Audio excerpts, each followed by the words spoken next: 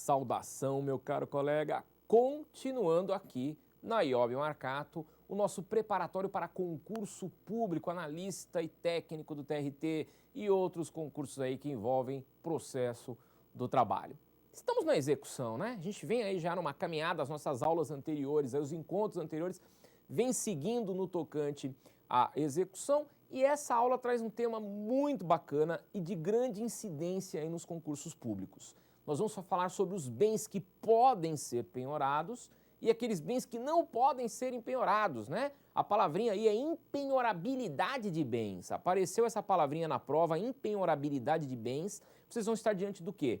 Daquele rol, daquela lista de bens que não podem, em hipótese nenhuma, serem penhorados, ok? Está na execução, está lá o crédito, o empregado, o exequente tem direito àquele respectivo crédito, mas ele vai ter que procurar bens do executado que não sejam empenhoráveis. Se por um acaso ele chegar lá e encontrar um bem que seja empenhorável nos termos da lei, o juiz vai liberar ou nem vai penhorar. E se o juiz penhorar, vai ser possível o quê? Os embargos, né? O devedor vai entrar com os embargos e vai dizer, esse bem aqui não, esse bem é empenhorável, ninguém mexe nesse bem, ok? E é isso que a gente vai estudar nesse encontro agora, te preparando aí para o concurso público, ok? Vamos lá. No template, bens penhoráveis, né? Olha que interessante, vamos começar com esse raciocínio que está aí na telinha para vocês, né? São penhoráveis, ou seja, podem ser penhorados. É um raciocínio meio lógico que eu vou dizer para vocês, mas é importante para você ter esse conhecimento. Olha lá. Os bens penhoráveis que podem ser penhorados são todos os bens que não se encontram no rol de impedimento do 649 do CPC que a gente vai ver daqui a pouco. Parte de baixo do template, ou seja, aquilo que não é expressamente proibido por lei é o quê? Permitido, ok? Sendo este o raciocínio que vocês têm que ter aí na hora de analisar a questão na prova. O que não é proibido é permitido. Então, se não tiver no rol dos impenhoráveis, é óbvio, né, uma questão lógica, que ele vai ser passivo de ser penhorado. Então, vamos logo ao rol dos impenhoráveis para vocês poderem entender como é que funciona, né? Vamos lá. Bens impenhoráveis, artigo 649 do CPC. Veja que não é CLT, não é da Consolidação das Leis do Trabalho, é lá no CPC. Por quê? Porque o CPC é fonte subsidiária. O que significa fonte subsidiária? Significa que quando a CLT é omissa, quando a CLT não fala sobre um determinado assunto, eu posso procurar esse tema no CPC. Eu vou até o CPC e lá no CPC eu encontro o tema. Então, a CLT não fala em nenhum momento qual é o bem penhorável e qual é o bem impenhorável. Eu tenho que me socorrer ao Código de Processo Civil CPC. E lá eu vou ter no 649 o rol de bens impenhoráveis. Ok? Muito bom. De volta para o template para a gente analisar agora cada um deles. E o 1, né, o primeiro que está lá, ó, são absolutamente impenhoráveis. 1. Os bens inalienáveis e os declarados por ato voluntário não sujeitos à execução. O que é isso? O que é um bem inalienável e que foi declarado não sujeitos à execução? Como é que funciona isso? Olha aqui comigo, ó.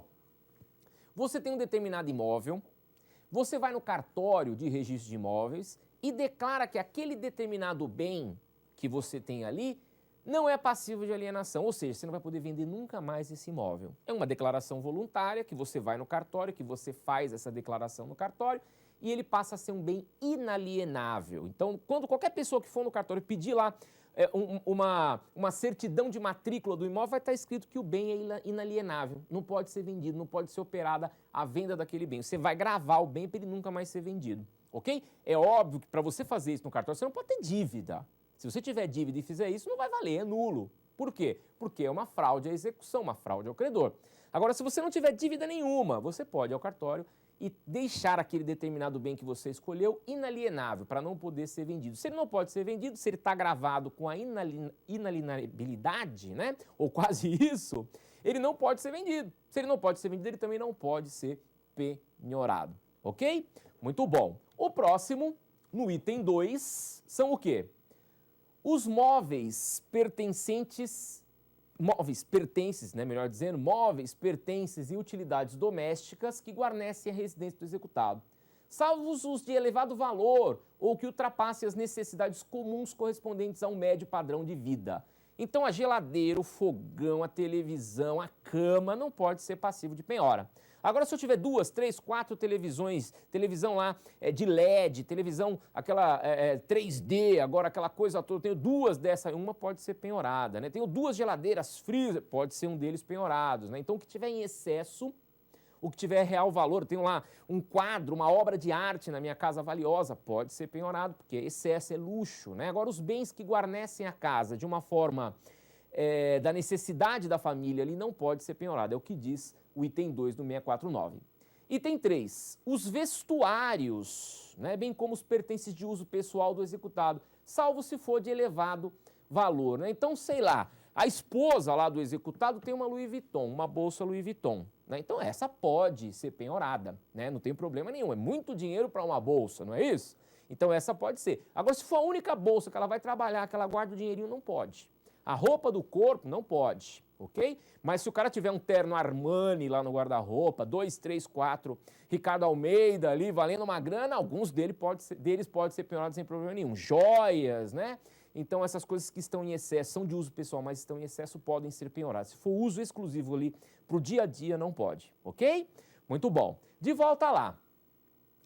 O 4 agora, né? Isso é importante, presta atenção.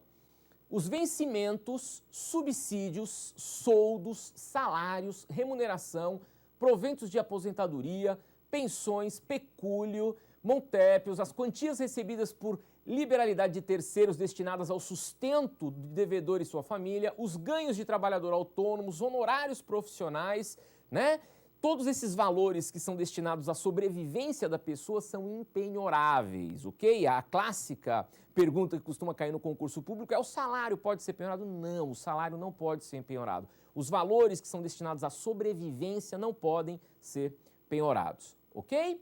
Muito bom. Olha lá, 5, os instrumentos de trabalho, né? Os 5 destinam os instrumentos de trabalho, os livros, as máquinas, as ferramentas, os utensílios, os instrumentos e outros bens móveis necessários ao exercício de uma determinada profissão. Por exemplo, eu sou fotógrafo, né? Hipoteticamente, eu sou fotógrafo. Tenho uma máquina fotográfica que eu ganho a vida realizando ali as fotografias, tirando as fotos. Eu não posso ter a minha máquina fotográfica penhorada. Por quê? Porque é o meu instrumento de trabalho. Eu sou taxista, eu tenho lá o meu táxi, é um veículo, né? Mas eu sobrevivo do táxi, ele também não pode ser penhorado, ok?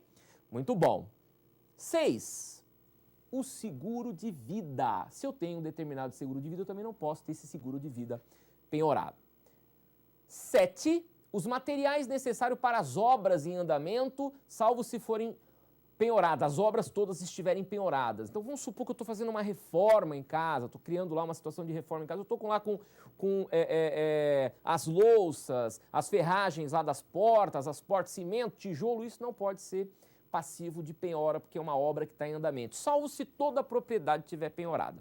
Se toda a propriedade estiver penhorada, é o que diz aí o 7º, aí não tem problema, aí vai embora, mas caso contrário não pode, é impenhorável, ok?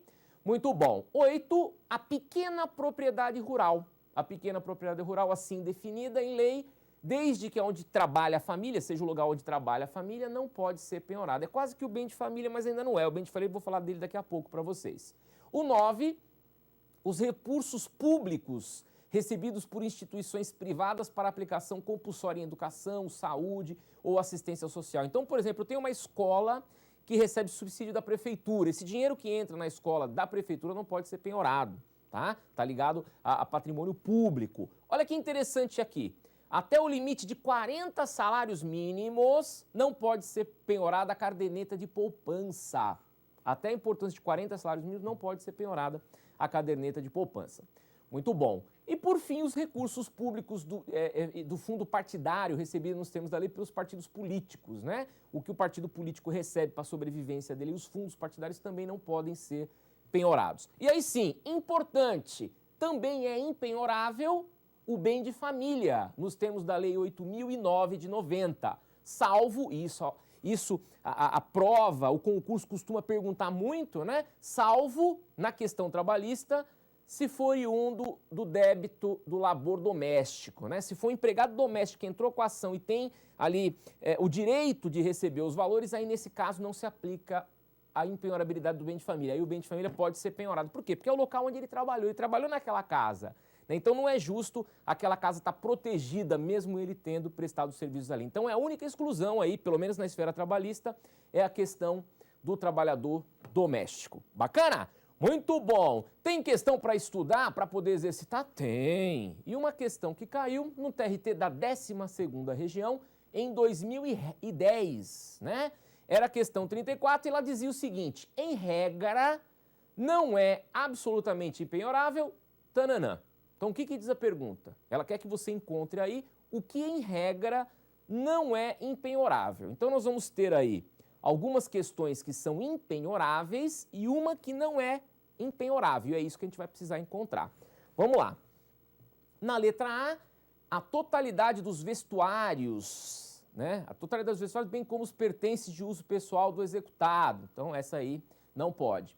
O seguro de vida nós vimos também que não pode. A totalidade dos materiais necessários para as obras em andamento, também não pode, né? A quantia depositada em caderneta de poupança, independente do valor?